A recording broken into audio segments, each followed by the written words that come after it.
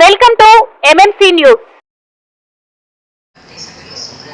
నా పేరు గూడూరు వెంకటేశ్వర్లు, జనసేన పార్టీ జిల్లా ప్రధాన కార్యదర్శి ప్లస్ వెంకటగిరి పిఓసి. గతంలో కొంతమంది నా మీద కావాలనే బురద రుద్ది పార్టీకి కొద్ది రోజులు దూరంగా ఉండమట్టడం జరిగింది. కానీ ఉదయాంతో 4 గంటలప్పుడు మహాతల్లి శ్రీ శ్రీ పోలేరమ్మ కళ్ళకి వచ్చి, నువ్వు నా గురించి ఏమీ మాట్లాడటం లేదు, కొద్దిగైనా నువ్వు మాట్లాడాలి కదా, ఈ విధంగా నాకు అన్యాయం జరిగింది, ఉండి రాబడి చాలా తగ్గిపోయింది, భక్తులు చాలా ఇబ్బంది పడ్డారు, నువ్వు కనీసం ఈరోజు నుంచైనా సరే కొంత నీ గోల్ కోసం పనిచేయమంటం జరిగింది. మహాతల్లి రాత్రి కల్లో కనపడటం నాకు చాలా దివ్య దర్శనం ఇచ్చింది. ఎందుకంటే మా ఇంటి ఆడపడుచు కాబట్టి ఆమె మాకు అప్పుడప్పుడు దర్శనం ఇస్తుంది. మేము నెలకో 3 నెలలకో పోలేరమ్మ ఖచ్చితంగా పెడతాం. చాలామంది మా అన్న స్థానిక ఎమ్మెల్యే కురుగుల రామకృష్ణ గారు, ఆయనకి చాలా చేయాలని ఉంటుంది వెంకటగిరి మీద, కానీ కొంతమంది దుష్ట శక్తులు అతను ఏమి చేయనివి. కాబట్టి గతంలో వైసీపీ ప్రభుత్వంలో జనసేన పార్టీ తరఫున బలంగా మాట్లాడటం, పోలేరమ్మ జాతర గురించి తప్పుల్ని ఎత్తి చూపించడంలో జనసేన పార్టీ ముందుండింది. కానీ కొన్ని కారణాల వల్ల 1 సంవత్సరం తర్వాత ఇప్పుడు మా మీడియా మిత్రుల ముందుకు రావటం చాలా ఆనందంగా ఉంది. వెంకటగిరిలో నాకు 50 సంవత్సరాలు. ఈ 50 సంవత్సరాల్లో 10 సంవత్సరాల నుంచి ఊహ తెలుస్తుంది. 40 సంవత్సరాలలో ఇటువంటి జాతర అట్రప్లాపు జాతర ఇది నేను పోలేరమ్మ భక్తుడిగా వెంకటగిరి ప్రజల యొక్క మనోభావాలు, అదేవిధంగా నా మనోభావాలు కూడా దెబ్బతిన్నాయి కాబట్టి ఈ ప్రెస్ మీట్ పెడుతున్నా. ఎందుకంటే వెంకటగిరి జాతర గౌరవనీయులు జగన్మోహన్ రెడ్డి గారు రాష్ట్ర పండుగ చేయటం, దీనికి కొంత నిధులు కేటాయించడం అనేది చేశారు. తర్వాత కొన్ని కారణాల వలన ఆనవ రామనాథ్ రెడ్డి వెళ్ళిపోవడం, తర్వాత రామ్ కుమార్ రెడ్డికి పెత్తనం ఇచ్చిన తర్వాత అతను ఇప్పుడు పోల్చుకుంటే అతని ఆధ్వర్యంలో బ్రహ్మాండంగా జాతర జరిగిందని చెప్పి నేను చెప్పటం కాదు, వెంకటగిరి ప్రజలు కూడా చెప్తున్నారు. ఎందుకంటే ఆయన జాతర జరిపించినప్పుడు 1,50,000 పెట్టి టోకన్లు కొని అందరికి పంచాడు. విఐపీలు ఎక్కడా కూడా పేద ప్రజలు ఇబ్బంది పడాల, ఎవరు ఇబ్బంది పడాల. కానీ ఒక విఐపీ పాసులు వివిఐపీ పాసులు రద్దు అంటే దాని అర్థం ఏంది? జాతరకు రావద్దని అర్థం. రద్దు అంటే రావద్దని అర్థం. మీ ఇష్టప్రకారం ఒక్కొక్క వ్యక్తి వస్తే ఒక ఎమ్మెల్యే గారు ఏం చెప్పారు పీస్ మీటింగ్లో? నేను 5 మందితోనే దర్శనానికి వస్తారు, విఐపీలు కూడా 5 మందికే దర్శనానికి వస్తారన్నాడు. ఒక్కొక్క కుటుంబం ఒక్కొక్క ఎమ్మెల్యే తరఫున 15 కార్లు, అడ్డదారులు, ఒక సిస్టమ్ లేదు. ఏది మన ట్రాఫిక్ సిస్టమ్ లేదు. ఒకరు పాత బస్టాండ్ నుంచి వస్తే ఒకరు ఈ పక్క నుంచి వచ్చారు. అంటే రకరకాలుగా ఒక్క కారు వెనకల 15 మంది. అంటే ఒక ఎమ్మెల్యే తరఫున కనీసం 100 మంది నుంచి 150 మంది దర్శనం చేసుకున్నారు. అంటే పోలేరమ్మ ఉండికి గండిపడినట్టే కదా. 300 రూపాయల దర్శనాలు ఏవైతే ఉన్నాయో అవి తీసుకున్న వాళ్ళు కూడా పోలీసులతో వాగ్వేదం, వాళ్ళు గొడవలు చేయడం జరిగింది. ఇంకా పని పాపన వాళ్ళు ఉంటే వాళ్ళ సక్రమైన మర్యాద గౌరవం అసలు ఇవ్వనే ఇలా దేవస్థానం ఇవ్వ. మనం ఏదైనా గవర్నమెంట్ మారినప్పుడు సిస్టమ్ మారుతూ ఉంటుంది. ఒకటి ఎస్ఐ కావచ్చు, సిహెచ్ కావచ్చు, ఈఓ కావచ్చు, ఎవరైనా సరే డిపార్ట్మెంట్ మారుస్తారు. కానీ గత నుంచి ఈ శ్రీనివాసులు రెడ్డి అనే ఈఓనే పనిచేస్తున్నాడు. మరి ఎందుకు పనిచేస్తున్నాడు అర్థం కావట్లేదు. మేము 2017-18 నుంచి పోలేరమ్మ లెక్కల జమా ఖర్చులు అడుగుతున్నాం. కనీసం ఇంత కూడా అని చెప్పట్లే. ఎవరికి ఎంత ఇస్తున్నారు అదేమంటే ఒక నోటీస్ పంపించి ఈ సెక్షన్ ప్రకారం మేము ఇవ్వకూడదు అని అంటున్నారు. మీరు భక్తులుగా సెక్షన్లు చెప్పేవాళ్ళు భక్తులు కూడా వసూలు చేస్తున్నారా? ఉండిలకి లేదు కదా. ఖర్చు ఇంత అయిందని చెప్పట్లే. 10 లక్షలు పాట కచేరీ అన్నారు. మరి ఆ 10 లక్షలు ఎవరు పెట్టుకుంటున్నారు? దేవస్థానం నుంచి పెడుతున్నారా, లేకపోతే ఎమ్మెల్యే గారు పెడుతున్నారా? ఎవరు పెడుతున్నారో అర్థం కావట్లే. అంటే ఎక్కడ చూసినా గొడవలు. ఎప్పుడు పోలేరమ్మ నగిరి రాజా గారు అంటేనే పోలేరమ్మ, పోలేరమ్మ అంటే రాజా గారు. కనీసం నాకు తెలిసి రాజా గారి ముందు కనీసం ఒక 2-3 నిమిషాలైనా ఆమెను చూపిస్తారు. కానీ ఈసారి ఎక్కడా లేదు. ఇంకోటి ఏంటంటే చాట్ వేసేటప్పుడు ఇవన్నీ కూడా నేను చెప్పినట్టు కదా, భక్తులు నాకు మెసేజ్లో పెట్టినారు. చాట్ వేసేటప్పుడు 11 నుంచి 12 లోపల చాట్ వేయాల్సింది 12:05కో 12:01కో వేసారు చాటు. ఇప్పుడు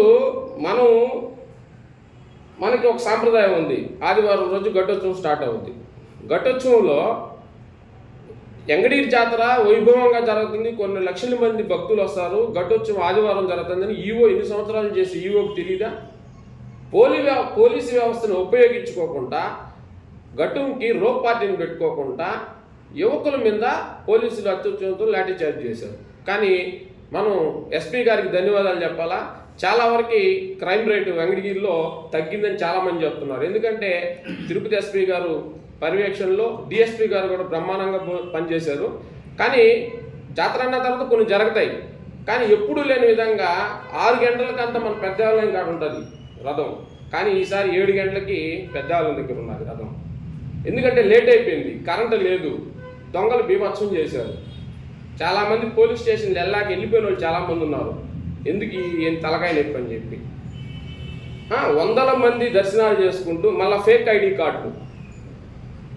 ఐడి కార్డులు సృష్టించుకొని అవి ఇటు జోబీలో పెట్టేసుకొని నేరుగా లోపలికి వెళ్ళిపోయేసి ఆడవాళ్ళు కూడా ఇప్పుడు చూడండి, పోలీస్ డిపార్ట్మెంట్ నుంచి కొన్ని వందల మంది, వేల మంది దర్శనాలు చేస్తున్నారు. వాళ్ళ ఫ్యామిలీస్ వాళ్ళు ఎలక్ట్రికల్ డిపార్ట్మెంట్ అదేవిధంగా చేస్తున్నారు. మన మున్సిపాలిటీ వాళ్ళు అదేవిధంగా చేస్తున్నారు.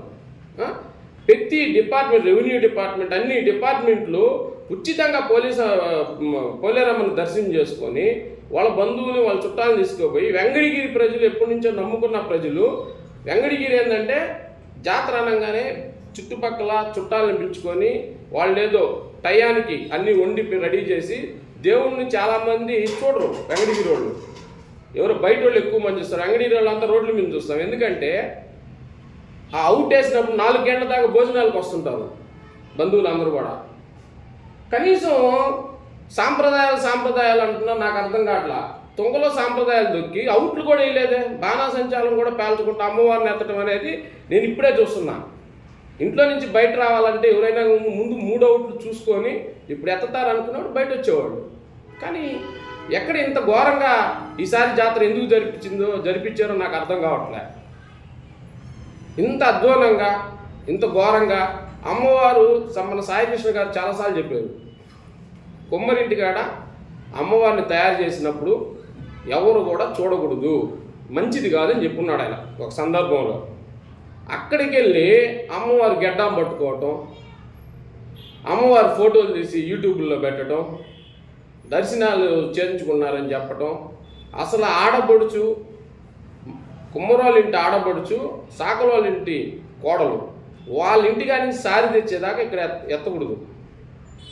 కానీ వీళ్ళే ముందెళ్ళి సారి చేయటం, సరే ఇచ్చారు మంచిది, తప్పులే, గెడ్డాలు పట్టుకోవటం ఏంది ఈ ఘోరం. అసలు చాలామంది వెంకటగిరిలో చాలామంది చర్చించుకుంటున్నారు వీటి విషయాలపైన.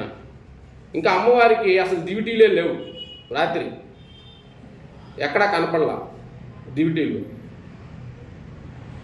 ఇంకొకటి ఏంటంటే మొన్న పీస్ మీటింగ్ నేను వచ్చా, కానీ కొన్ని ఏరే అర్జెంట్ పని వల్ల వచ్చా, కొన్ని మాట్లాడాము.